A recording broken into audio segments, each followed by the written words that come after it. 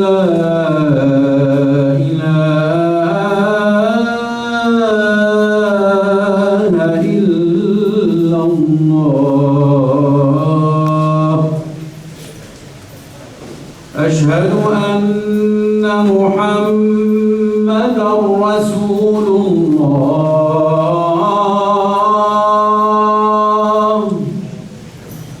أشهد أن محمدًا رسول الله.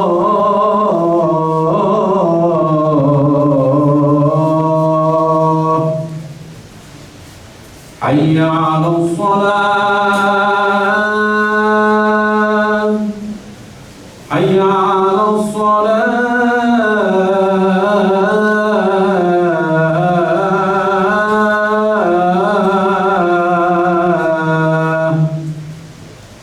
حي على الفلاح.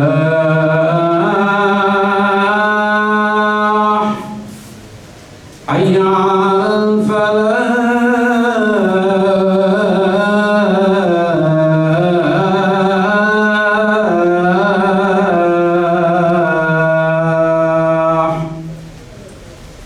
الله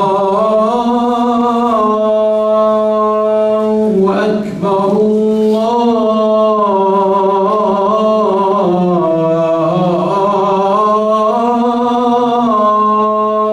الله أكبر.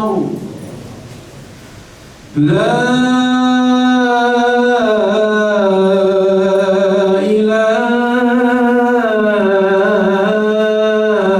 إله إلا الله.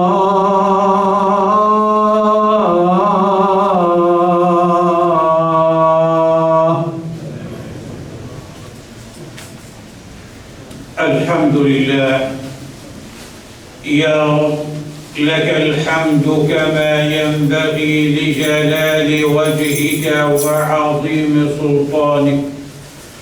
اللهم إني أصبحت أشهدك وأشهد حملة عرشك وملائكتك وجميع خلقك أنك أنت الله لا إله إلا أنت وحدك لا شريك لك، فلك الحمد ولك الشكر. وأشهد أن سيدنا ونبينا محمدًا رسول الله، صلوات ربي وسلامه عليك يا رسول الله. صلى الله عليك في الأولين وفي الآخرين. صلى الله عليك وعلى آلك وأصحابك ومن صار على نهجك وتمسك بسنتك إلى يوم الدين. أما بعد، فيا أيها المسلمون الكرام، خلق الله الشيطان ليمتحن به الإنسان، فقال سبحانه: إن الشيطان لكم عدو فاتخذوه عدوا. وجعل الله تأثيره على الإنسان ضعيفا، فيمكن للإنسان أن يتغلب عليه وأن يهزمه وأن يبعده عنه. ودليل ذلك ما كان منا في رمضان. صمنا النهار وقمنا الليل، عشنا مع القرآن ومع طاعة الله. السؤال أحبة رسول الله: ماذا استفدنا من رمضان لما بعد رمضان؟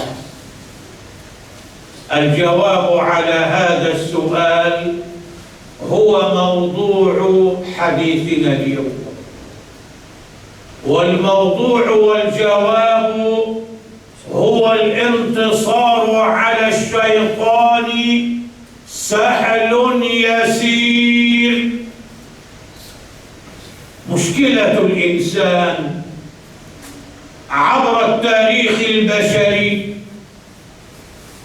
هي تعظيم وتضخيم وتكبير تأثير الشيطان على حياته، فنسب إليه الكثير من الناس الفقر والغنى والمرض والصحة والطلاق والزواج والمنع والعطاء. كل هذه اعتقادات خاطئة باطلة، فجاء رمضان ليصحح هذه الاعتقادات التي صار كثير من الناس يؤمنون بها كإيمانهم بالله. ومن الناس من يتخذ من دون الله أندادا. فرمضان جاء معلما يصحح هذه الاعتقادات الباطلة، فسلسلة الشياطين بطاعتنا لله،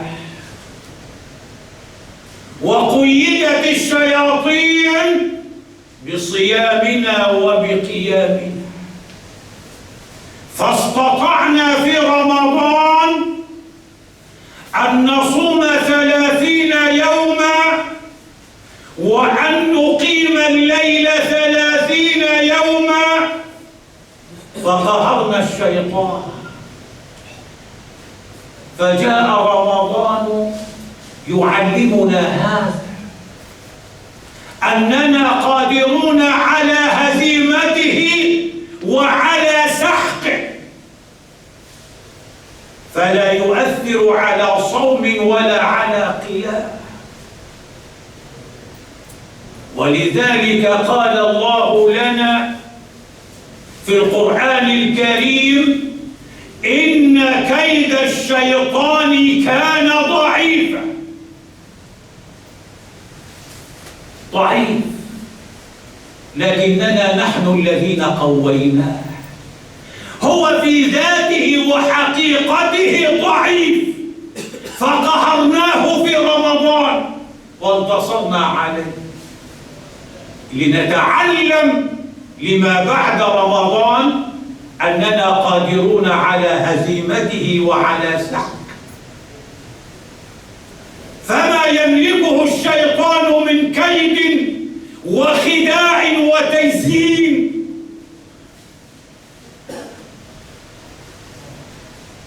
هو ضعيف. فيقول النبي صلى الله عليه وسلم عن كيده: الحمد لله الذي رد كيده إلى الوسوسة. كل الذي يملكه الشيطان عليه وسوسة، الذي يوسوس في صدور الناس. لا يملك قوة لإفقارك أو لإغنائك، ولا يملك سلطانا على إمراضك أو على شفائك. لا يملك شيء. وساوس، والوساوس هي قوة الضعيف. الضعيف عندما لا يستطيع أن يهزم عدوه يلجأ إلى الكلام، فإن وجد في الكلام عدم مقدرة لجأ إلى الوسوسة، يلجأ إلى القوة المادية، ثم القوة اللفظية، ثم القوة الخفية. فلضعف تأثيره علينا يستخدم الخداع والمكر، لأنه لا يقدر على المواجهة فهو ضعيف، فلا يملك من أمر الحياة شيء، لا يملك من أمر الحياة شيء، لا يتدخل في أمر الحياة من شيء. لكن الوهم الذي نعيشه والأخطاء التي نلقيها في عقولنا التي جعلتنا نضخم حجمه. فالله سبحانه وتعالى يقول: وإليه يرجع الأمر كله، أي إلى الله كل الأمور من نفع وضر. لم يفوض الله فيها لا ملكا ولا رسولا ولا جنا، فقد قال لنبيه الكريم: ليس لك من الأمر شيء. فإذا كان الله قد نفى عن نبيه أنه لا يملك تدبير أمره ولا تصريف نهيه، لسه فاكر من الأول، فلا يملك شيء. لذلك الله يقول لك لتضع ذلك في اعتقادك بدلا من الاعتقادات الباطلة أن النفع والضر في كل أمر من أمور الحياة بيد الله. إليه يرجع الأمر كله فاعبده وتوكل عليه. فنسأل الله سبحانه وتعالى أن تكونوا جميعا ممن يستمعون القول فيتبعون أحسنه. غفر الله لي ولكم، اللهم آمين يا رب العالمين.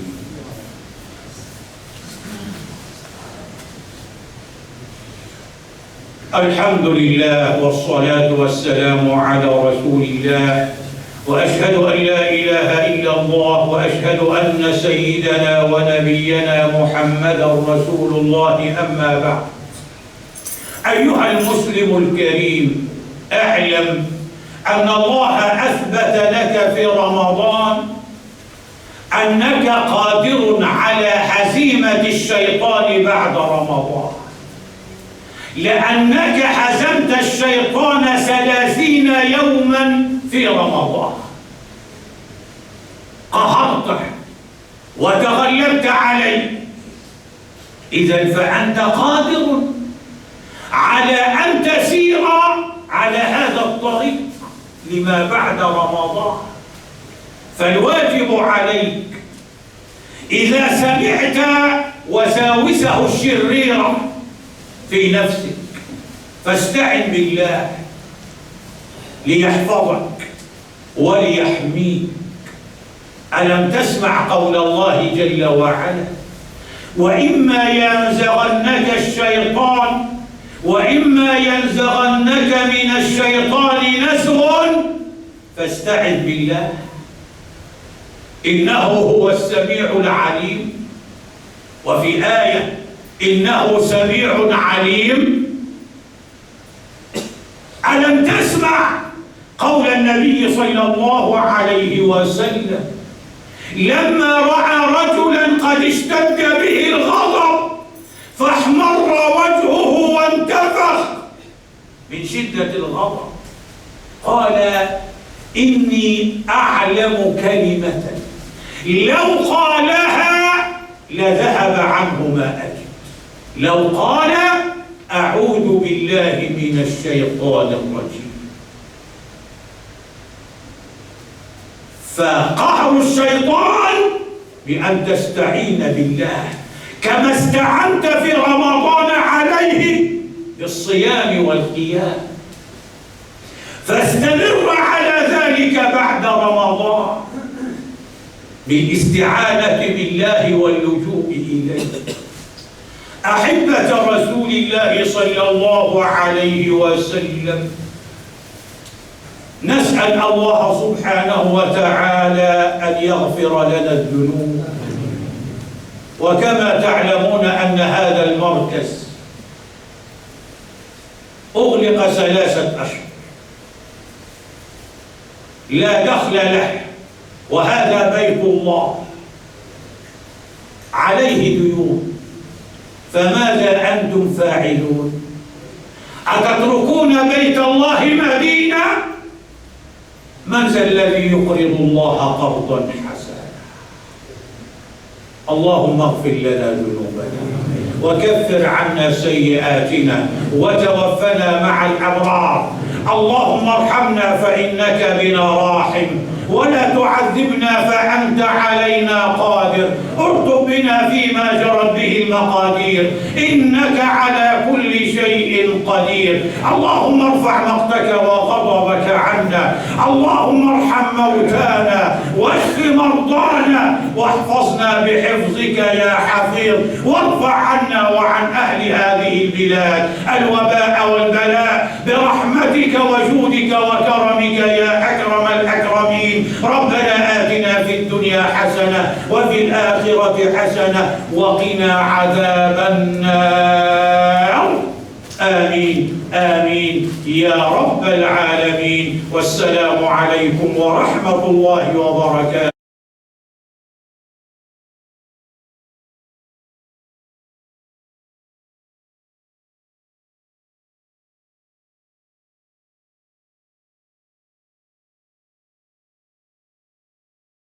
¿Cuál ha sido nuestro beneficio de Ramadán? Vencer al demonio. Allah ha creado el demonio para examinar a los humanos con él. Dijo Allah: el demonio es para ustedes un enemigo, tómenlo como un enemigo. E hizo de su influencia en la vida que pueda ser superada por las personas. Y esto se puede comprobar en el mes de Ramadán, ayunando sus días y rezando sus noches. Pregunta: ¿cuál ha sido nuestro beneficio de Ramadán? Ramadán ha venido para quitar las malas creencias, y por ello se encadenan los demonios en Ramadán, para no alabarlos y que su fuerza sea débil. Como nos dijo Allah, y sepan que las artimañas del demonio son débiles, y no tienen poder para empobrecer ni curar enfermedades. Dijo el profeta sallallahu alaihi wasallam: gracias a Allah que ha enviado su maldad solo al susurro. Y eso lo que entendió uno de los sabios y dijo: temo a las mujeres más que a los demonios, porque Allah dijo: y sepan que las artimañas del demonio son débiles. Y dijo de las mujeres: sus artimañas son terribles. Y las órdenes de beneficiar y perjudicar no puede hacerlas más que Allah. Como nos dijo, a Él retornan todos los asuntos. Adórenlo, pues, y encomiéndense a Él. El demonio es más débil de lo que creéis. Justificar los errores. Mucha gente han caído ellos mismos en problemas y pecados, y justifican sus actos y culpan al demonio en lugar de arrepentirse. Y Allah les responde: el ser humano dará testimonio contra sí mismo, y aunque intente justificarse, no podrá hacerlo. Y le responde el demonio: no me culpen ahora, sino que repróchense a ustedes mismos. Pues el Ramadán es una manera de practicar para vencer al demonio en 30 días, para fortalecerte, para después de Ramadán continuar venciendo a los susurros del demonio. Y esto después de no hacer caso de la llamada de los pecados. Y sepan que las artimañas del demonio son débiles. En resumen, musulmán, tienes que saber que Allah te ha mostrado en Ramadán que puedes vencer al demonio después de Ramadán también. Pues lo has conseguido durante 30 días. Y si escuchas los susurros del demonio, pide ayuda a Allah para que te proteja. Como nos dijo, si el demonio te susurra para hacer el mal, busca refugio en Dios, porque Él todo lo oye, todo lo sabe. También nos dijo el profeta sallallahu alaihi wasallam, cuando vio a un hombre muy enfadado: conozco una palabra que si la dice, alejará de él lo que le preocupa. Pido protección a Allah frente al magnífico demonio. Alhamdulillah Rabbil Alamin.